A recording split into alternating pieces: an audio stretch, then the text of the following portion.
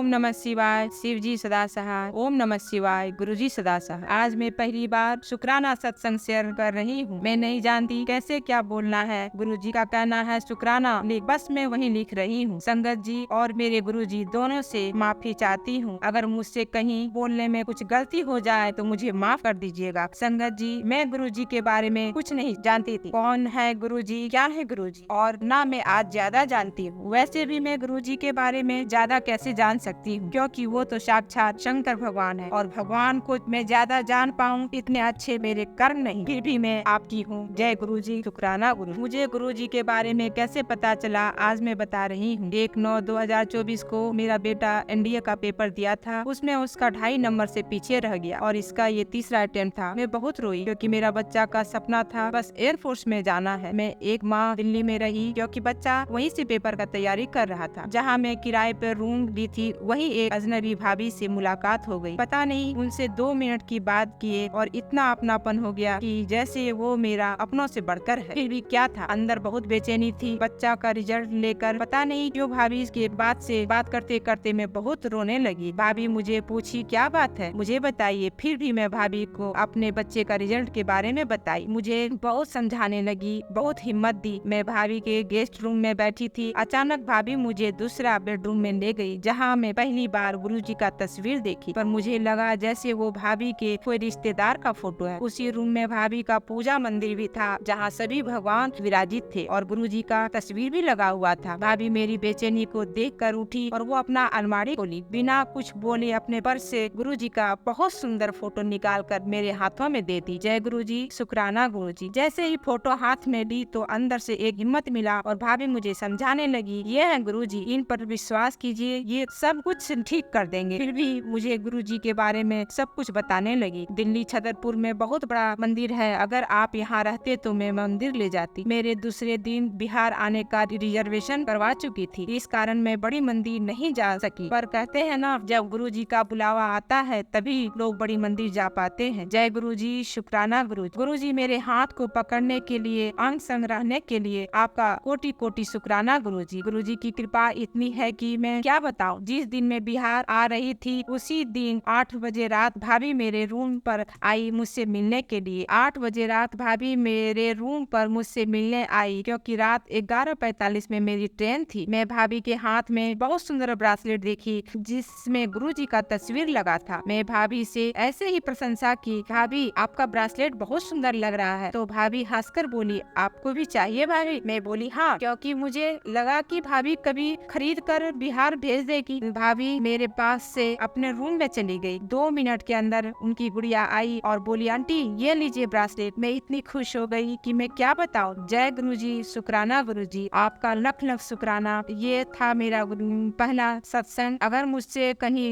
गलती हो गई हो तो मुझे माफ कर दीजिएगा। जय गुरुजी, शुक्राना गुरुजी। मेरे गुरुजी आशीष की बरसात हो, जिंदगी भर तेरा साथ हो, भीगती रहूं मैं तेरी भक्ति में, बस सर पर आपका हाथ हो। जय गुरुजी, शुक्राना गुरुजी।